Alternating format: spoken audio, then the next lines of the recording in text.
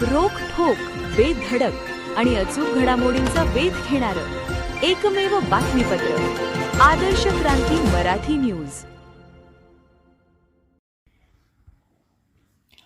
केजचे तहसीलदार राकेश गिड्डे यांचे कार अपघातात दुर्दैवी निधन।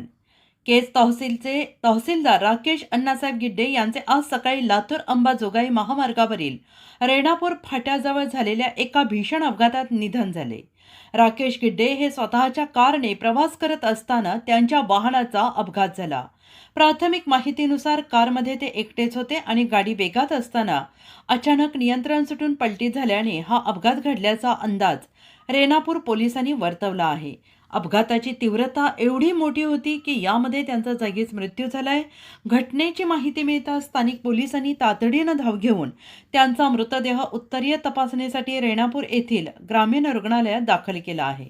एका कार्यक्षम आणि तरुण अधिकाऱ्याच्या अशा अचानक जाण्याने महसूल प्रशासनासह संपूर्ण केज तालुक्यावर मोठी शोककळा पसरली आहे।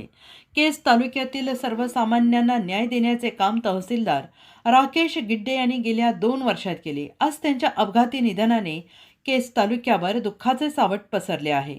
तहसीलदार राकेश गिड्डे यांचे मूळ गाव सांगली जिल्ह्यातील मिरज तालुक्यातील एरंडोली या गावचे ते रहिवासी होते। सदरील प्रकरणाचा तपास हा रेणापूर पोलीस ठाण्याचे पोलीस करत आहेत। आदर्श क्रांती मराठी न्यूज चॅनलला लाईक करा, शेअर करा आणि सबस्क्राईब करा।